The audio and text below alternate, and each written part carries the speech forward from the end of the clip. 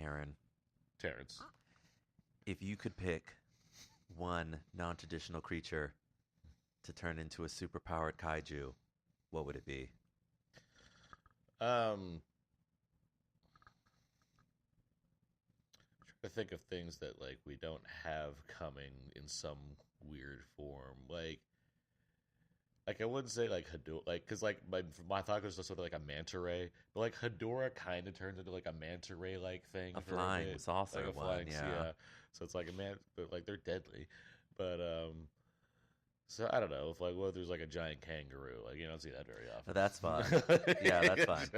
That's fun. And then like surprise in the pouch, like there's a little guy and he punches you. Yeah, I was thinking like, what about like a beaver?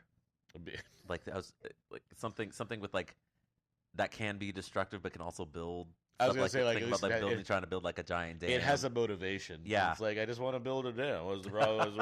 What's the problem? Yeah, I was just trying to do this thing. Mm-hmm. Right. I am Aaron Newworth. I am the writer for We Have Entertainment. I host a podcast called Out Now with Aaron and Abe, and I am a huge Godzilla fan. My name is Terence Johnson. I am the owner of LenoirTour.net, and I have seen some Godzilla movies. And this is Two Black Guys Talk Godzilla. And occasionally something else like we're doing today. Yes, and occasionally something else. Even though both of us are very heavily representing Godzilla, we are not talking about it today. And yeah, that's the so we've finished the Heisei Era. Yes. We've gone through all the films. We did our wrap up, and then we had a fantastic Japan adventure to celebrate the wrap up of that. Which you're repping with your hat, and I'm repping with this Haori and my Nigod shirt from Awaji Island. Yeah, I noticed the Nigod shirt right there, and yeah, you look very comfortable. Thank you. I am. I really am. This is my first time wearing it. We haven't sat in these seats in a while. And, no, we haven't. And here you are, looking as comfortable as possible. Yes. Well, I mean, you tend to look comfortable when you're not trying to podcast after going to Disneyland for. Well, you were at Disneyland yesterday. That's true. But, yes, like, I was literally coming back just on the day. Yeah, wearing this hat and the ears that I got in Japan. Yeah, very, very funny to watch our previous episode back and be like, and just know emotionally, mentally, spiritually, physically where we were at each of the times we recorded. Yeah, we were certainly more tired each time we did the. It was like increasingly tired. But no, it's great to be back sitting in these chairs. Yeah, for sure. Do a podcast. And I'm very aware that we've had a lot of listeners that very much enjoyed our Japanese, we talked to all Japanese, our Japan episode. So thanks to the listeners for checking that out. Again, if you haven't checked out the Japan episode, be sure to do the YouTube version. It's certainly a very visual episode.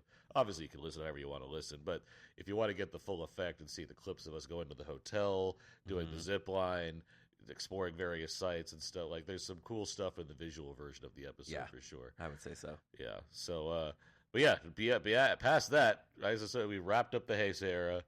We're coming close to our next official season where we will tackle things, including the Millennium Era, obviously. But for now, much like we did in between the Showa Era and the Heisei Era, we are back once again with this bonus episode that's going to cover some Gamera stuff.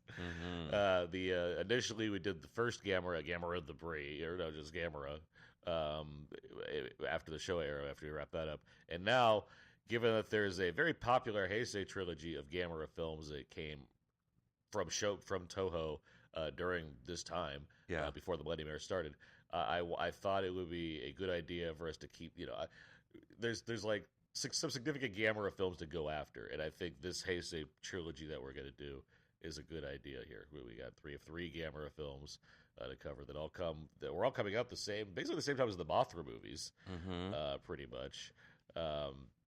And so that's the plan for this episode. We've watched all three of the Gamera. We have all three. The Heisei trilogy of Gamera films. I've seen them before, but this is your first time. Yes. Watching these, and that's the idea here. Any other things we should go over before we get into the Gamera movies? No, I think those are the major stuff. 2000年前、時のゆりかご、ガメラ。やつだ。そしてギャオスを追うかのように。 Okay, that should have been a little clip of that. This is from 1995.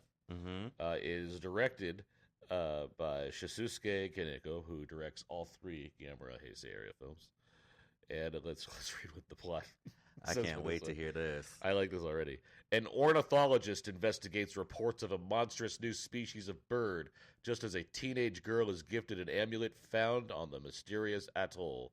As the creatures begin to attack, an ancient guardian with the bond of the girl emerges. Yeah, sure. So, let's recap what you know about Gamera already. The first film. He is a giant turtle who, for some reason, can jump up and spin around like a flying saucer and fly. Yes. Who is a friend to children. Correct. That's a key part right there. And, can shoot fireballs from his mouth, too. Exactly. Yeah. Okay, that's good. Yeah. That's at all the key points. I'd also like to add his battles. They tend to be pretty devastating. Like, yes, for being G-rated movies, they're like pretty damage-heavy battles. I didn't know if I wanted to address that now, or particularly when we get to the third one. I mean, I think. Well, we can talk about it. Like, I think it's interesting. You do get a lot of like blood. Yes. Gamera really has to fight and earn it. I think that makes him a good hero, but I will say like the collateral damage in his successes is crazy, and it will get. I specifically want to address it when we get to the third movie. The third, that's a good one to address it with specifically for reasons. Yeah. But yeah, no, he's he's a character. One of the notes I wrote in here. This thing turning into a flying saucer is so deeply unserious. Okay, well, I think it's interesting. I liked this one. I liked the first one. Okay. And I think it's really fascinating how you can balance out just deeply unserious for this turtle to start turning into a saucer and flying away, with what I think is like a pretty tight plot, pretty interesting things we get. It feels like they saw some of the success of the Heisei Era Godzilla films and was like, okay, we can bring some of those elements over here. Yeah. Psychic connection with the creature, establishing a sort of mythology. Building a mythology, doing some really interesting things visually. So yeah, I did really enjoy the first one. I'm a fan as well. I exactly what you're saying as far as especially watching these right after watching the Godzilla Heisei films and the Mothra trilogy, it seems very indicative of Toho to be like, we have a thing here that it's working. Let's keep that going. And now that we've combined with Dai, I'm not sure the name of the production company exactly, but the company that originally had Gamera, and that we can do that with that character, let's go for it. And so you get a film that I think looks very good. It does. I think has a lot, like you just said, has a lot of interesting camera work when it comes to both utilizing humans and monsters in the same sequence or around the same sequence, as well as the fights themselves and how they're shot. Like, there's a lot of creativity on display that feels like I'm not necessarily going to say the best, but it certainly feels like a very high quality version of what you can get out of this era of kaiju filmmaking.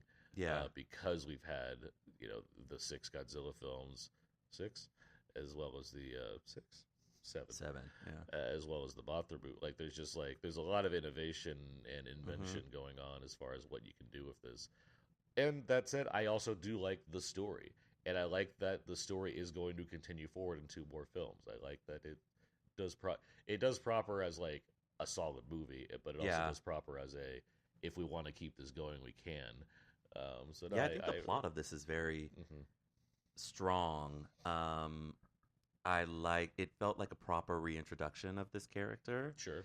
But in a way, like this could be your first Gamera movie, and you could know everything about him and look forward to the future. I think that it,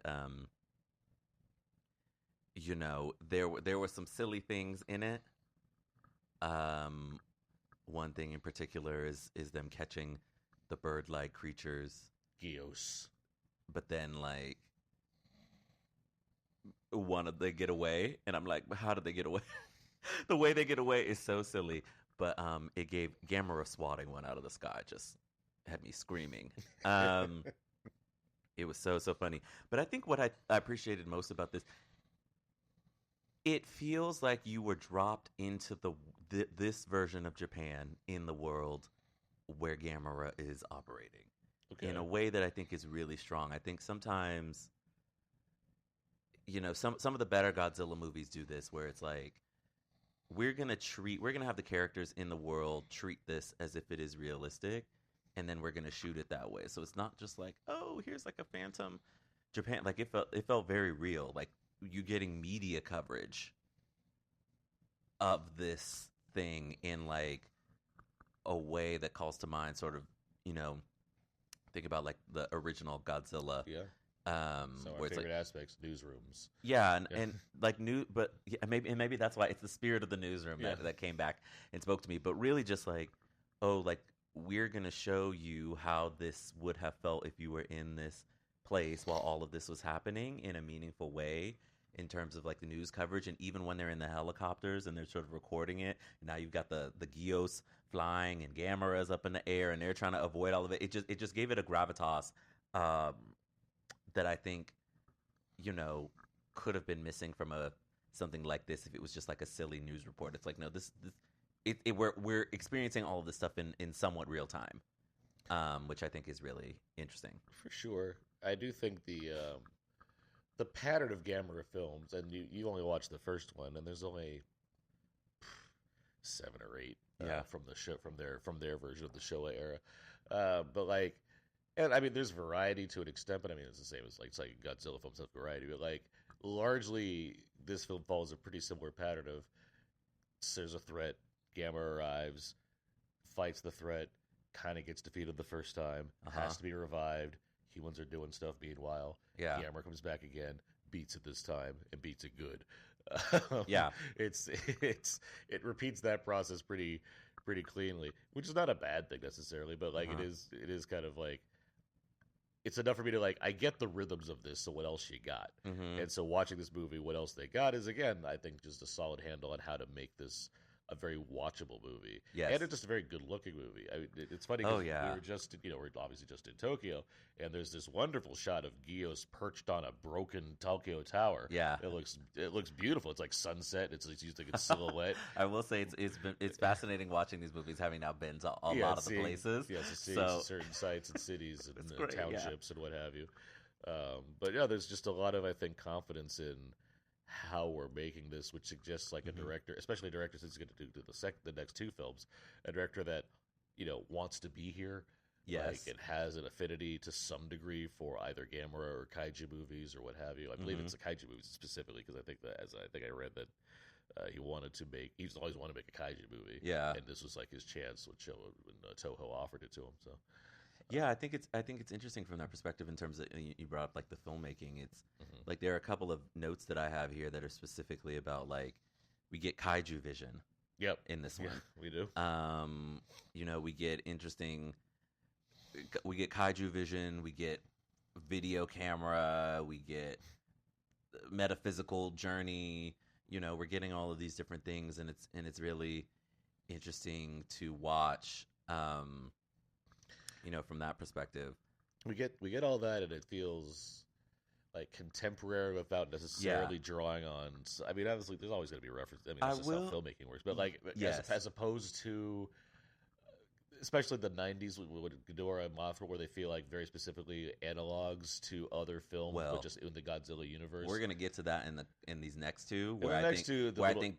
I was like, oh, that's this. Oh, that's this. Oh, that's this. It embraces that more. This first one does feel just like we want to specifically. It's a little more distinct. Yeah, because we want to reboot Gamera, so we're not focused on what if Gamera did this in this world, but it's more of like let's just reboot Gamera. Yeah, because like the one thing I noted here in terms of the visuals is like you get a Western style standoff, and that it at the end, which I think is a lot of fun. But I think I'm like, oh yeah, that's more the speed of what I think you need, as you mentioned, in a reboot of a movie versus just like, okay, now we're on 2 and we can reference all these other things.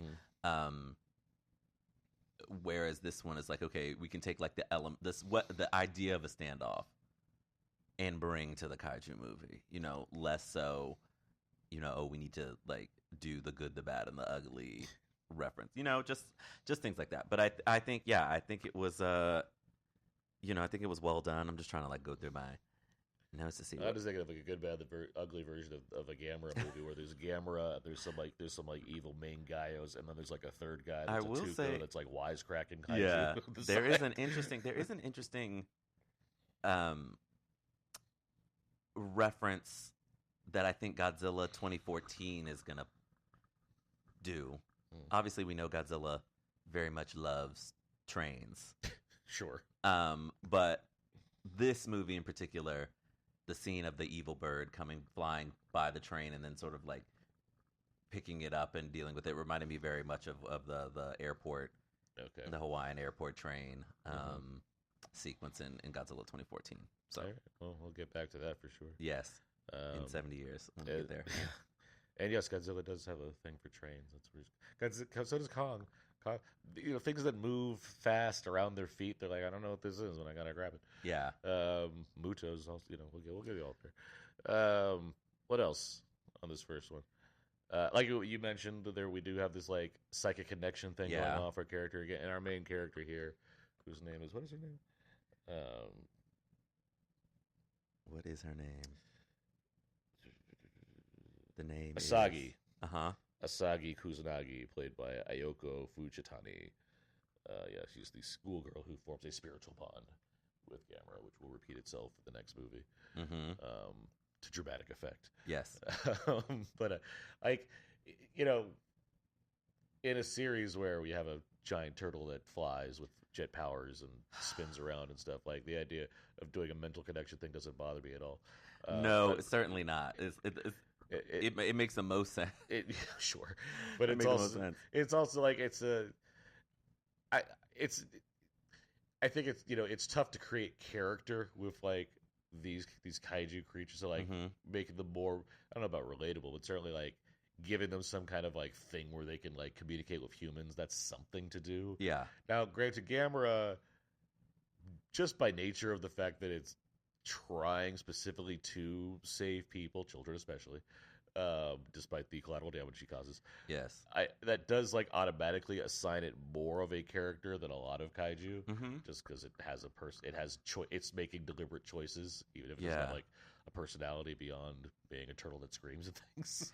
Yeah, and like I think back to Showa era Godzilla, particularly, I think the Moso Goji suit. I think that's Godzilla vs. Mothra. Okay. Of like the way that we assign a character to Godzilla is we're going to give him like expression. Yeah, give him certain looks. And here it's like there's not really a way to do that with Gamera per se, other than the actions. Yeah. But I think like the saving of the children sort of gives you that in a way. Yeah. Yeah. All right. We can just move on to the next one here. Let's talk about Gamera 2. Or not Gamera 2. More like Gamera. It would be, of course. Rise of Legion? No, it's Gamera Attack of Legion. Attack of Legion. Gamera 2, Attack of Legion. Okay, Attack of Legion. カ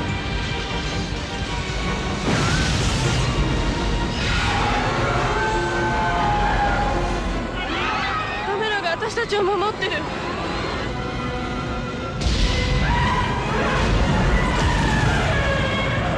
奴の次の目標はこの東京です。情報が少なすぎる。見えない軍隊に侵略されているようなものだ。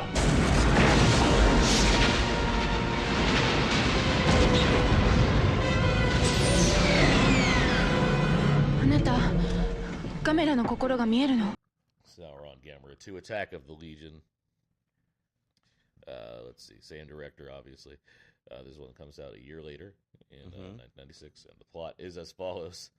A meteor lands in Japan and unleashes hundreds of insect-like legion, creatures bent on colonizing the Earth. Gamera shows up to deal with the ever-evolving space adversary, but the battle may result in him losing his bond with humanity. I don't know what it is about these trilogies that we've watched that the second one is always just so boring. Okay. Mothra 2, the Island Adventure one, boring. This one, boring.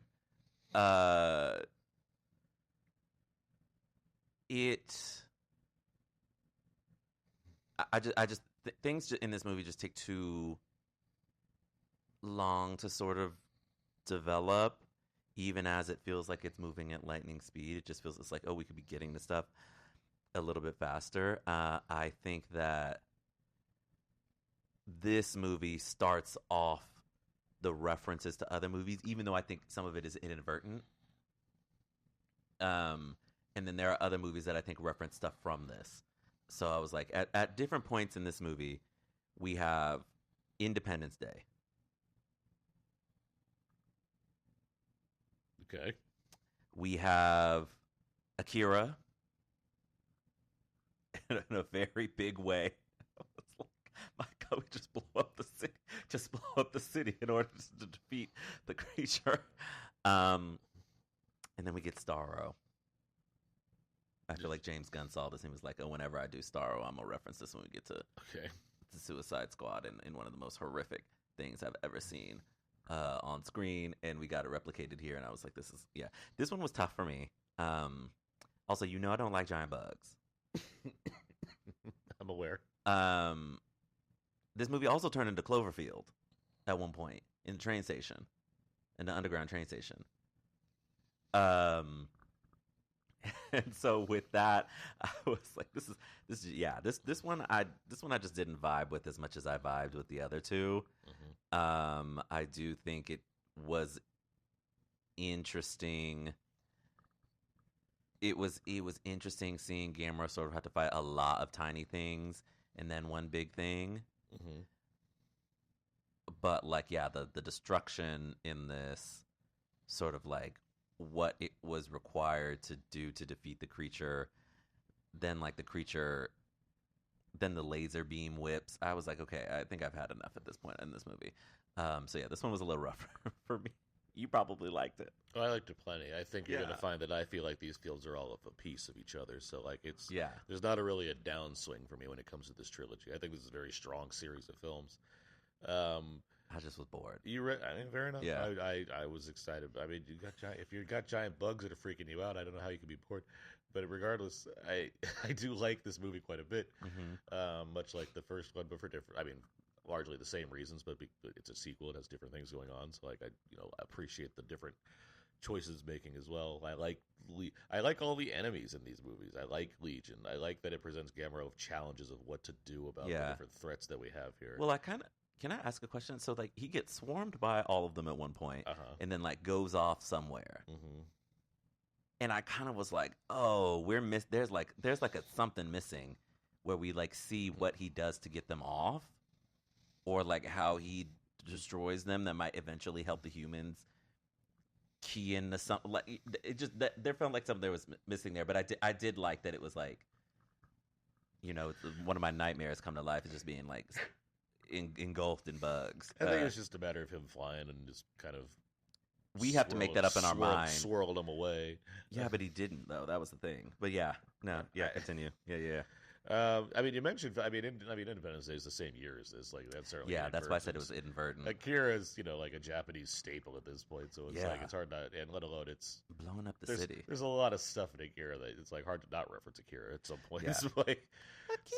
I hear what you're saying, and certainly anybody can see stuff and gleam or what have you, but at the same time, it's certainly it's not doing anything that's as obvious as having time travel plot that's or very the Terminator, this, or jungle plot that's very specifically this. So it's it still feels like it's on its feet doing its own thing. I will agree, which I appreciate. Yeah, not that it's you love. We both love King Ghidorah. That's your favorite one of the Heisei Era, and I love it too. So it's not that's the most heavily referenced as far as the things it's doing to make its own plot going on. But no, this one there's not much to say that I have that doesn't just reconstitute what I've already said for the first film here. It's picking up the ball and rolling with it. It's taking it's doing the continuity thing, which we like so much or at least we appreciated in the Heisei Era, and doing that here as well. So we have Asagi back, along with just the general structure of what's been the world that this film exists in is returned here. I do this is a year later or something like that. Yeah. I like that there's a kind of a time continuity kept in mind as far as like we just had to deal with a Gamera thing. Now we got another Gamera thing we got to deal with. I did like that. Or at least, another threat thing that we have to do where Gamera is involved. I do like that the government itself is like, it's like their relationship to Gamera is the same with like Gotham Police to Batman, where it's like, well, he's out there. I mean, he's doing the thing, I guess. We can't arrest him. Yeah. Like, we'll just let him, if he's here, great, he's helping. Otherwise, we'll just do whatever we can. But hopefully, secretly we kind of hope Gamera comes. Yeah. I will say that although Gamera had some interesting fights in this, because I noted at one point, he's fighting this bug and he doesn't use his fire breath. Okay. And I said, Gamera, please. Please, you just fought all these birds. He's like, now you're fighting the bugs. You don't want to blow them up. Maybe you caught Gamera at a bad time. He was sitting, he was sitting there, he had his thing plugged in, charging. But that was before he didn't charge up enough. He used it to blow up the pod, which ended up blowing up the city. Maybe because they're little bugs or whatnot. It's hard for it to be like, I gotta target all this shit. I wasn't ready for this today. I understand. I didn't get my practice in. You don't want, it's like ants. Yeah, you don't shoot an ant with a gun. Yeah, no, it was when he was fighting. It was when he was fighting the big bug. Yeah, the big one. You want to.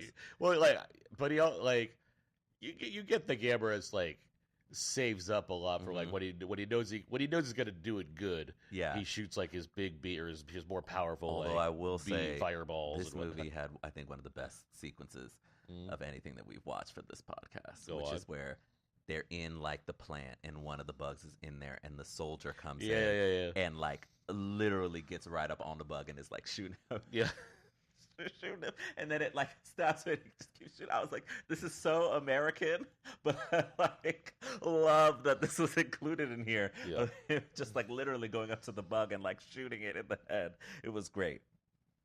That was great. Something we didn't notice actually so far. These films are all very heavily reliant on both practical and CG effects. Yes. And I'm not gonna sit here and say oh, it's amazing how good this is, but it's effective. It's not. I think it's better in the first than the second, but they're good. It's more complicated in the second. Yeah. With, having little bugs or whatnot. Yes. No, I think they did a great job. Yeah, no, there's a way where this would age very poorly, and I think they've used it in the right kind of way. So it's obviously it's it's mid '90s, so it's not gonna look nearly it's not gonna look like Davy Jones, but or King Kong, but it looks good. It looks it does, especially again for a B movie kaiju series. It's doing the job. We're gonna get to some Godzilla films in the Millennium Era that do not look very good, and they come after this. So well, it's the VFX and I'm not just industry, talking about Emmerich. It's we had Terminator 2, at least American-wide. Terminator 2, Jurassic Park, right? High watermarks. Yeah. And then it was the desert. We were wandering around the desert. We had no water. And then Davy Jones and Avatar. And it's water. We get back. Peter Independence Day, I think, is great. Well, that's still model work mainly. But yes. No, I was going to say Peter Jackson and Weta really came along with Lord of the Rings and King Kong, and then it just naturally evolved. You're just and ILMs was well, we got to step it up too. So Davy Jones. Yeah, what were they doing in the? They were doing Star Wars. That's what they were doing. Oh. They were innovating. That's what they were doing, and it was great. Allegedly. The CG is not the problem with the prequels. That's not an issue. That's not the issue. Yeah. So it just. So this is sort of yes, it is very effective. I do think the mix I think in the first one is and I'm this because much. Gauss is less complicated. Is less complicated than a bunch of bugs. Yeah. But and also again the practical stuff looks very good too. Of course the model work as far as buildings getting destroyed and all kinds. It's great. It's great. Production design of all of these is great. Yeah, and again I think that comes from just being in this particular that's why we talked about Gunhead and Orochi, Eight-Headed Dragon. Oof. This is a big step up in that regard as far as what. If we're watching Toho do what else they can do outside of Godzilla, here we are in the later period after Destroya, and we're seeing this is a good culmination. Not unlike when I think I said this before, not unlike when you get to the end of the 80s, early 90s, and practical effects and makeup effects are somewhat on their way out. So, but you're still getting like the height of that. Like Total Recall is a perfect example where like those are some of the best like makeup effects and stuff like that you can ever see because it's like the peak version of that. It's just now we're like pushing it out the door to get this new stuff in here. Or like any like gaming console when you get to like the end of a gaming cycle where it's like the best PS2 games are at the end of when PS2's there because PS3's coming along and it's going to look even better. So anyway, all right. Let's move on to the next one, which is of course Gamera 3: The Revenge of Iris. Yes. ガメラを殺して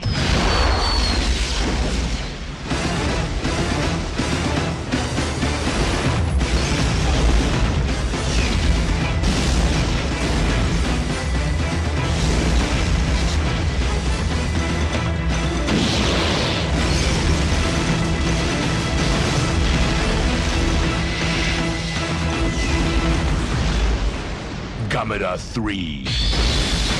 This one picks up a few years later. It's 1999 now. The plot here: Gamera's ties to humanity have been severed as Gios reemerge. Nagamin and Asagi investigate an orphan girl named Ayana who discovers a new creature named Iris. Ayana seeks revenge on Gamera for the death of her family. Let me get a couple things out of the way. To be clear, this is the one we watched this together. We literally just watched this one. Yeah. This movie is too long. It's a little on the longer side, yes. There is too much going on. This CG, we're stretching the limits of what they're able to do CG-wise, and sometimes it's really bad. I would argue the ambition doesn't match the execution. I think that's the better way to say it. And with that said, this movie is very good. This movie is very good, despite the fact that it's too long and there's too much going on. And like, if you prune the occultist out of this, we could save like 10 minutes. They don't offer much, if at all, to the plot. Even though they add texture to the world, they just don't add much to like what we're trying to do because they don't move our characters from point A to point B. I would attribute that to the fact that there was still a 4 and 5 plan, but because of something we mentioned earlier, it ends up not happening. So this movie is kind of what I would want from a kaiju movie in terms of a level of seriousness about what having a kaiju in your world means. In like at one point, a character in the story is like, "Why does Japan seem to be?" What was the exact question? Why does Japan keep being attacked by monsters, and what can we do to stop it? Valid, right? Big time, because it's like like I say, it's like living in New York City or Los Angeles in terms of U.S. and sometimes San Francisco, where you're just like, dang, what did we do to deserve this? And I like that it treats it with that level of seriousness, right? Like I think it's really smart because it drives the plot of our main girl. Is that like she's living. Like Gamera is responsible for her parents dying. Like it makes sense that she would hate him, and then that thing, she finds this creature, and then that hate ends up fueling the creature, and it's like, okay, that's like brilliant the way that we're treating this very seriously. This movie is super downer in terms of just like the scale of collateral damage. I think in this is crazy, even crazier than like Akira blowing up the city. Like, you're seeing people on screen getting squished by trains and blown up and killed by falling pieces of burned up. It's like insane amounts of damage that you're witnessing on screen. And so, but I like it for this movie in that it's treating it seriously and showing you sort of all of that. And so it makes sense for me. But if this is supposed to be like a franchise for kids, or if this is supposed to hit younger people, like I can see why it ended up killing the series and why like movie studios are sort of loath to make this kind of movie. It's like you can do an Infinity War, right? But like, and you turn everybody to dust, and it's like, oh my god, it's so shocking and sad. But the next Avengers movie is coming and we're going to try and figure out how we can do that, even though it's still shocking. It's that I can still remember my father going to go see Infinity War just on his own because he really liked Black Panther and calling me being like, why did they kill the King of Wakanda? Why did they kill... why did they kill... Right? But it's like... that is a franchise that's geared to a little bit of an older audience. This is meant for kids. Like, it just is insane what they do. So, like, I am not shocked that audiences saw this and they were like, wow, this is really sad and downer and messed up. Like, why would I want to go see another Gamera movie? And you're exactly right. This is, of course, why they essentially killed off the current line of Gamera films. There won't be a 4 and 5 that are directly tied to this. The next Gamera film we're going to get is 2007, which we'll discuss between seasons next time around, which is another, like, basically a reboot again, but also pretty much, I mean, there's no other Gamera. It wraps up the Gamera series for the time being. Yes, like a decade later, we got another one. Yeah. But yeah, I mean, I'm glad you liked the movie. It's good. Like, legitimate. The plot is legitimately. It's great to be like, okay, we've done this interesting thing with a psychic power before, but what's maybe like the inverse, or what's a way that we can like shape and mold it into something interesting? It's a clever take. Where it's like, and it's. I mean, you mentioned Avengers. It's not unlike the idea of like, well, during these battles that these Avengers have, there's a lot of other things happening in the background because of the result of them. And like, here's like, let's take that idea and stretch it out here. So you have this little girl whose family dies because Gamera is trying to save the rest of the world. It's an inadvertent kind of act of hostility. But now she's like stuck in this place where the world is celebrating this thing that she thinks is a monster. And feeds that energy into this other thing that becomes a monster. And the effects work on that is a mix of things because it's full girth and it's flying around and looks like an Evangelion creature except with wings. Jean jacket. Or Evangelion meets Jean jacket. There's a fighting game I'd watch.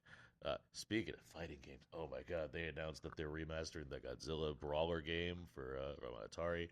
It's coming out in November. That was the thing I wanted to mention early on in the show. I saw that it's like a whole weekend of like gaming conferences going on right now. I'll get back to the movie, but like, but they showed the trailer of it's this Godzilla Brawler game that came out like back in the early 2000s at this point, and they've remastered it, and it's coming out in November, and I got so fucking excited for it. But anyway, she's the effects for the thing when it's in full growth and everything. It's like, it looks like an effect. Yes. When it's fighting Gamera, it looks a little better because there's like dirt and grit that kind of, and it's nighttime, so it kind of applies to make it like more. I'm not going to say seamless, but at least there's like weight to what's happening. But the stuff early on when like she's first finding this thing and it's hatching and it's all head and tentacles and stuff, it looks pretty cool. And it does, and then it's like they're melding together and she's like cocooned with it and all this. And it's like creepy and gross and stuff. And it's like, give me all this Lovecraftian nonsense that we're watching right now. Yeah, this is great. Movie's also not very scary, but like it's got jumps. It does. That body falling from the ceiling got me. I was like, what is going on? It attempts to be creepy in a way that many of these films don't tend to try to do.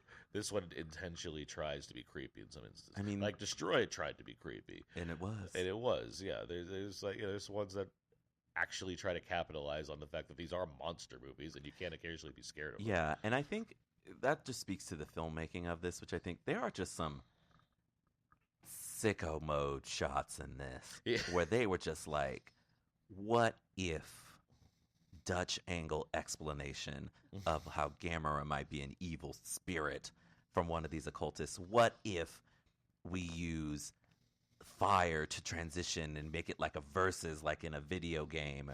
What if we did this like this? And I was like, I really appreciate this. Like it's really strong visually, even as it's entirely too long of a movie. The occultist thing you mentioned, like, it's funny that they're like around this time. It seems like there's a lot of like, we got to explain the evil somehow, and what can we do for that? And we've just passed like 80s satanic panic, so now we're but we are like, we're still close to things like relatively close to things like Jonestown or whatnot. So like, well, cults, right? Cults are bad. Yep. We could use cults, and so like you get certain things like in America we have the fifth Halloween movie comes out, or sorry, the sixth Halloween movie, it's the Curse of Michael Myers. It's like not just that Michael Myers is a soulless killing machine. There's actually a cult that's been guiding him the whole time that's behind it. Or any number of things like that. So now even Gamera gets a whole like, he's actually a thing of a cult. Yeah. Like, okay, that's a choice. And speaking of the Satanic Panic, there's a great podcast called The Devil You Know that I'd recommend everybody, from Sarah Marshall from the You're Wrong About podcast, that I'd recommend everybody check out. But yeah, it definitely feels like, and the reason why I'm poking fun at them the most, I enjoyed the acting of those two actors. Sure. I just wish they were like, if you're gonna have that, have them more in on the action than they are. Yeah. It's like they're around to explain things. They're around to be involved with these other characters. But it's not like if they had kidnapped Homegirl and took her to Japan by themselves or to Kyoto by themselves, and that was the reason why the creature came to Kyoto, right? Like they're just sort of there and they're bopping along in the story, and it's like, well, okay. You know, this movie just combines a lot of things, and I do think that it is I do think that it is very good, but it just is like, oh man, if you'd just dropped like 2 of the 25 things, if there were 23 things in this movie rather than 25, this would be like, this already is sort of up there in my mind in terms of some of the better kaiju movies that we've watched in this series. But it would have, feel that way? It would have really, yeah, because the plot is really smart. I think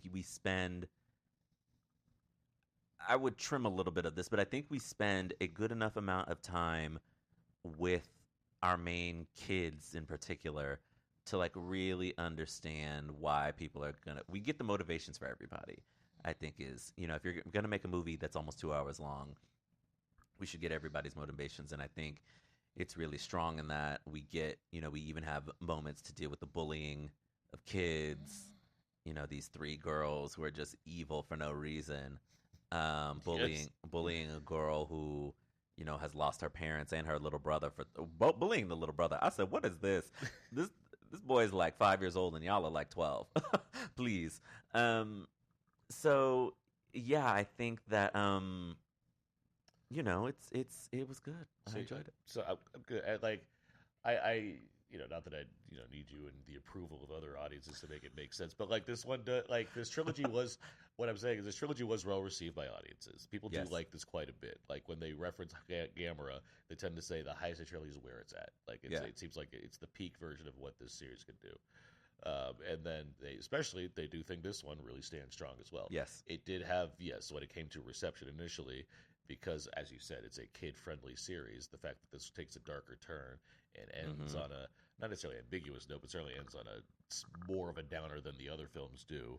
Yeah. It did, it led to, lesser returns box office wise or what have you. So like, yes, it's got the series out there. It ends, you have watched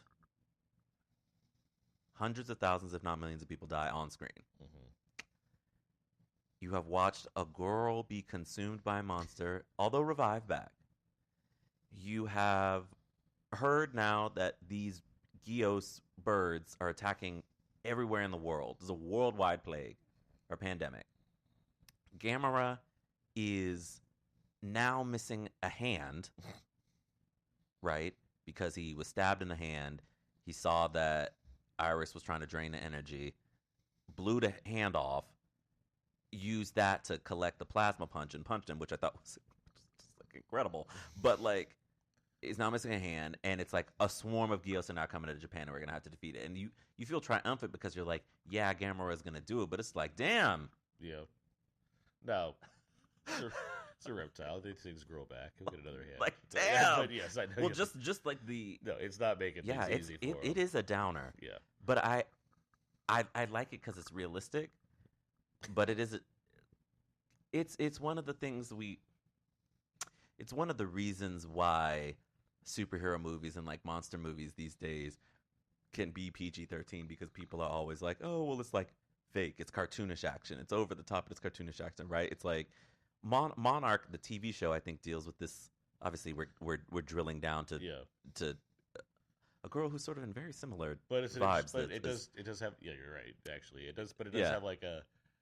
It is as much as It's like, okay, the city of San Francisco is utterly destroyed. It's grounding it as much as it can. What I like is that the Monarch show is rooted in the 2014 specific Godzilla universe. Like, that's what it's doing, and that's a fun way to treat it. Yeah. Which is rooted in, yes, a level of, it's allowed to have fun, but there's a seriousness that comes with the toll that comes from these things simply existing in the world. But it's not like we're not, even as we're watching Elizabeth Olsen, sort of run to the BART station to try and save her. It's like you're not watching like every person around her getting crushed by a building on the screen in the way that you literally see here. Yeah. So yeah, that's what I mean by down. But I enjoyed the realism of it.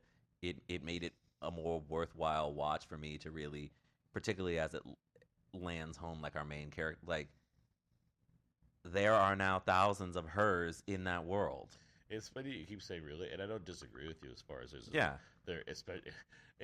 it's hard because we were talking about a movie that has like a flying CG creature that looks like Gene Jacket Men of Evangelion, but there is a kind of a tone that's being applied that certainly suggests a sense of groundedness. But at the same time, you mentioned like the chaos mode filmmaker or whatever. Oh yeah. And I think that you mentioned superhero movies. This feels like the most comic booky of the three films as far as you're talking about transitions and Dutch angles. A lot of the gels on the camera. So you're saying Ang Lee watched this before he made Hulk? I mean, I wouldn't be surprised if Ang Lee's a huge. So when Ang Lee releases his Bruce Lee biopic, he's working on with his cousin, right? I believe his cousin's like playing Bruce Lee.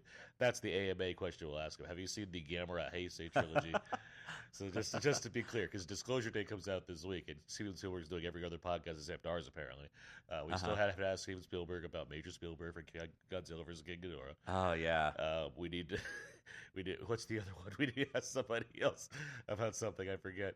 We have to go back in the archives. I don't remember. To find the other director we mentioned, and then we got to ask Ang Lee about the Gamera Heisei trilogy from the &90s and see if he's a fan. And he's like, "Yeah, when I was making the Ice Storm, I was really getting ready for watching Gamera Revenge of Iris." And I had a subtle nod that I had Kevin Kline doing that movie to this one. Yeah, I do think this is a very comic booky movie as far as like you mentioned the transitions, the use of color, even the nature of how big some of the characters are. Like, it all works in the same way as a comic book could play. Not to say a comic book is like less mature stuff, but just like the structure of it, the look of it, the visuals.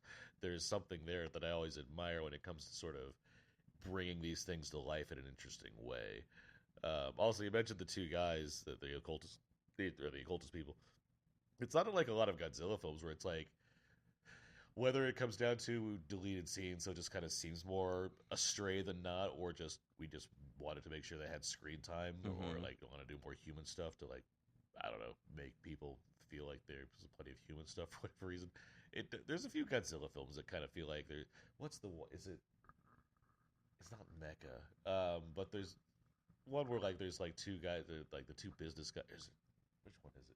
Two business guys that are kind of like way on the outskirts of things going on, and they're just like doing their own thing while like everything else is happening. It's like, I guess this needs to be here, but not really. Yeah. It's stuff like that you occasionally get, which comes from either, I don't know, studios overcompensating for having actors and wanting to use them more. Yeah, I don't mind. Like, it's very who did Ken Watanabe? What was his character name? Shira. Is he sort of in King of the Monsters? Yes. Like he's bringing like not a spirituality, but like an understanding of these things as myths. So it's not out of the like bringing in. It's a prehistoric creature that's still around. Of course, Shirazawa. Yeah. So like, of course, you're going to be discussing it on a different plane than you talk about like a dog, right? Yes. But I just mean like the spirituality of it, the sort of like extraterrestrial is not what I want to use, but just sort of like the extraordinariness of it, I think is crucial to the story. So it like makes sense that they would be here, but just as like, but what are you doing? I mean, that is something I'd love to see explored more, and I think there's got to be some media in some form that does that, where Supernova. Perhaps, but like where you're at a point where people that have existed for long enough to have a certain sense of what religion is to them, and then there's this other worldly thing that's unexplainable as far as this thing exists that's this big that clearly dwarfs anything I have to do, doesn't respond to anything of its calling. As far as it's somebody, I don't think Godzilla's sitting there being like, "Yep, on Sundays I go to church," and it's like, so what do I do with that now? Where does this come from? Which I think is the same kind of thing that I know some Christians like certainly feel this, and probably other religions, as far as like when they consider the idea of aliens. Like, there's got to be factions that have thoughts on what's going on in the outside of our atmosphere, and in the rest of the universe. Yes, and not to get serious, which I don't think this will be serious, but like. It's like there is a brilliant television show to be made in like the Marvel Cinematic Universe, like a grounded leftovers style show that reckons with the idea. That reckons with the idea of Turtles and Asgardians. Yes, of like religious people or just people in general, but like particularly religious people dealing with the ramifications of all of the things that that's what I always thought would be interesting to see with like Cap, a guy who's a Catholic guy from New York that like probably has very specific views. You get it. There's ma'am, there's only one God and he doesn't look like that, right? And that's the one time they didn't do anything with that. Yes. But it's also like, dude, you've been to space and you've seen talking raccoons and stuff. It's like I'd love to know like what's going on in his psyche when he has to think about all that stuff. Yeah. But Bucky love, that's that priority. The love story of the MCU, platonic and brotherly, but still the love story of the MCU. But no, I think, and that's why the occultist thing in Gamera, it's like it doesn't bother me as much as like, I just wish it'd be more useful. Yeah, I just wish they were useful, because I'm like, man, we've been here an hour 48. And like, and we've kind of dealt with this with like Mothra. Obviously, Mothra's the closest thing to that, where they literally celebrate her and whatnot, have their own religion, and like even. Godzilla X Kong, that one has more of that. Yes. People are on Skull Island, or in Hollow Earth. Oh, are they in Hollow Earth? No, they're on Skull Island. No, they're in Hollow Earth at that point. Oh, in that one, that one, they're in Hollow Earth. Okay, I was about, but the people who worship Kong. Also, the Skull Island one also has people that worship Kong, and so they're like. Is Skull Island? Because I'm not a King Kong. The movie Kong Skull Island has people that worship Kong in that movie. Is that where Kong is originally from, like in the OGs and in the Peter Jackson? Is the island called Skull Island? In the OG Kong is from Skull Island. Okay. In this universe, it's a little vague still, like because there's clearly he somehow came through one of the portals that you'll find in Monarch Season 2 and has grown up. Well, don't even get me started, because Monarch has different things going on. Monarch has both Hollow Earth and this other like worldly thing that has to do with Axis time. Mundi. Axis Mundi with the time stuff, which is not Hollow Earth. It's different. When we get to Monarch in 5 years, that'll be an interesting. But like conversation. Kong, as in Godzilla in Godzilla versus Kong, we established that clearly there's some kind of war between Godzillas and Kongs at some point. Yes. And that's why they're the only ones left. So we're still not sure if Kong is like originally from Hollow Earth and like came into Skull Island or whatnot. Interesting. Or maybe like I don't know. Yeah, it just the religious. These are fun discussions. I'd love to have when we get into this stuff. I'd like certainly. It's a big reason why I like the MonsterVerse. I think it has a lot of just stuff that it leaves the viewer to explore if they want to. Yes. But anyway. We were talking about gods and monsters when it comes to Gamera. The Dreamcast thing.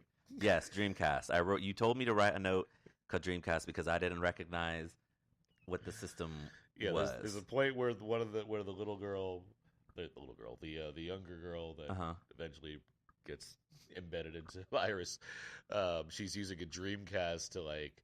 I guess download images or something like that. Anyway, the Dreamcast, this is 1999.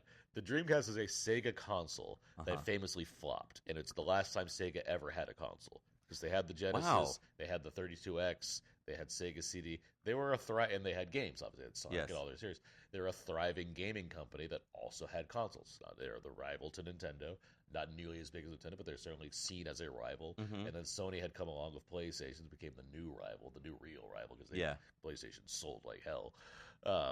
But in in '99, Sega decided to release a thing called the Dreamcast, which was this big new system with these clunky controllers that I hate.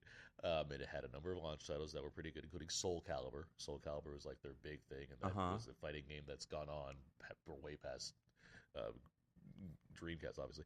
But the thing about Dreamcast that just destroyed it was not only did they announce that they had a new console, they dropped it like a week later. They gave no one any time to prepare for the fact that they had a new console. They famously released it on 9/9/99. That was the big deal. Oh, that's fun. They released it on 9/9/99, but it just came all of a sudden. Yeah, so nobody had time to get the coins in order. There was no like prep to do any kind of like deep, cool research so you can like get people psyched up for it. Anything. They just kind of like went for it, and it failed. It backfired on them, and so and now they haven't made a console. They haven't since? made a console since. It hit so hard that it just they just dramatically changed their entire strategy. So they still make games. They're still a company. Yeah, but it's way different. Wild. If it didn't do that, you could only imagine like where they would be now. Perhaps they'd have like Dreamcast 2 or 3 or something or whatever else they could have done. But instead, no, they're just they make Sonic games, they make other games. But interesting, yeah, because the controller does look a little boxy, but but same with the Xbox controllers. Always it looked like the 64. Too. 64 is that Nintendo's always like, what if we went weirder? At first it's like this weird like banana with a thumb, and then Nintendo was like, but what if we could just put it in your hand? Then GameCube was like, okay, what if it's like convoluted as hell, but like you got to like crank your hand around.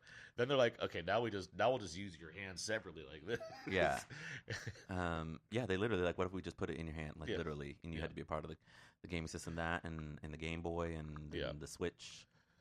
Yeah, Nintendo's always the DS. Their innovations always serve them well for the most part. Yes. Where unlike PlayStation, unlike Sony, Sony's been Sony. What was the handheld Sony one?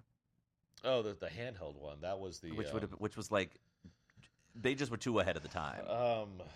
They had a couple too, but yeah. I had one. I got it. Funny enough, I got it with the Star Wars game. I can't think of it. You know how they give you the game, and then like I got this PS5 and it came with God of War. The PSP, yes, that was ahead of its time. That was because that was one, and then they had another one that came out that didn't do anything either. They tried that because they had like an Uncharted game and a God of War game. They had their franchise heavies. They had their own games you could only play on that thing, but they didn't really take off again. But controller wise, they've always like they're so confident in their controller, they've just done the same thing over and over again, but just made slightly minor modifications to it. Yeah. Anyway, that was the Dreamcast thing because it was so religion. It must have been neat to be like Gamera's got the Dreamcast. That's funny. That's fun. Religion, video game consoles, and a giant monster. We've tackled a lot in this episode for sure. This movie is good. A lot of topics that concern me in general. One shot I did want to bring up. You mentioned comic booky, but like one shot I did want to bring up is I loved the aerial battle where like suddenly Gamera is flying between the two jets, and I was like, oh, that's so fun. Yeah. I love when movies do that, where it's like the military and the thing that is the creature or the superhero is like flying together in the sky. I think is really fun. For sure. No, I completely agree. That was a cool shot. Yeah. But yeah, that's the Gamera Heisei trilogy. Yes. So you like 2 out of 3? That's not bad. I like 2. The second one is fine. I just was bored. Fair enough. Yeah. Okay. The 2 out of 3. Like I would as far if I was ranking them, yes, I'd probably put the second last. Yes, but I do. I'd go 3, 1, 2. I do really like this trilogy quite a bit. I think it's really solid. Even with me thinking the third movie is too long. Fair, and which shows you how smartly plotted it is. But yes, but the I think the greater relief is, as opposed to certain other things we've had to do for this podcast, where you're like, oh boy, are we doing this? Son is of something Godzilla. This actually feels like it was a worthwhile venture for us. Ibira. Is that fair to say? It was a worthwhile venture? It was. I'm glad. Because I know you weren't necessarily being like, we got to watch 3 Gamera movies. Yes, when you said trilogy, I was like, Lord, have mercy. Because typically, when we've done these like 3 things, it's like one that stands out to you, and the rest are like one has been like dreadful. It was Rodan. Yeah, Rodan. Or when we do these other. Just like when we concentrate them around, it's like, okay, you're prepping. It's like normally we prep one movie and we have like an hour-long conversation about it versus this one. It's like, okay, we're gonna watch 3 movies, but yeah, it's like they're doing Rodan, Varan, and Mothra, Ooh. Varan, and Rodan really didn't help too much. Ooh. Doing Orochi and Gunhead didn't help too much there at all. Gunhead was and then then the Mothra trilogy. The second one was bad. It wasn't the best. And then I think because of how we watched these movies, I think we did Son of Godzilla, All Monsters Attack, Destroy All Monsters, and Ebirah in a 4-week stretch. Yes, but Destroy came fortunately between. Yes, luckily to lift my spirits. Ebirah, Son of Godzilla. That was a tough back-to-back. We did things in a way where we were able to kind of scoot stuff around, so you didn't have to fortunately watch. But I mean, I've appreciated. I feel like the detours that we've done have really helped inform, and I think. Well, that's gonna be fun for this next season that we have to tease things coming up, because there's only 6 movies in the Millennium Era, but I found some ways to kind of not only stretch it out, but I think like mix things. Although that you'll see when it comes to Millennium Era. Yeah, I've seen a couple. I saw a couple. There's one in particular, a movie that I referenced in talking about Gamera 2 that we will watch, which I think will be really interesting. Mm-hmm. I think particularly have a fun.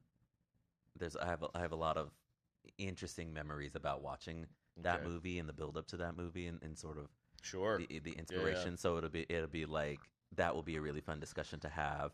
As we're giving you guys a tease for the next season. And I know many have asked about the cartoons that have occurred. And yes. Just know that you're finally going to hear some thoughts on the cartoon series that happened in Godzilla's world over the course of the many decades. So stay tuned for that. Is that everything? I think so. For now? Yeah, okay. Great. Well, I've been Aaron Newworth. I write movie reviews for We of Entertainment. I am also the co-host of Out Now with Aaron and Abe. You can find everything I do at thecodeofzeke.substack.com, and I'm all the socials at Aaron's PS4. My name is Terence Johnson. You can find my work at lenoirauteur.net.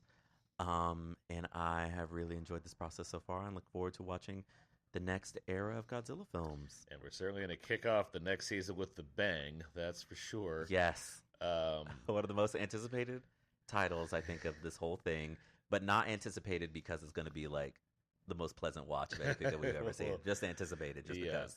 So this is coming out in June. We're between seasons, so we'll probably come back sometime around July. I think we might take a few little kind of extra time off. So quick break because I am currently planning to be in the Her Universe Fashion Show this year at Comic-Con, and I need some time. Yeah, so don't fret if we don't get an episode in the next 2 weeks after this one. We're just taking a little bit of time because we've been churning out a lot of cool stuff for you guys lately. Yeah, and I hope all the listeners are enjoying everything we're doing here. We're certainly having a lot of fun. And, as a 2-time award-winning podcast, we certainly like to do as much as we can to earn the plaudits that we've received. Yeah. But that's going to do it for now. So this has been Two Black Guys Talk Godzilla.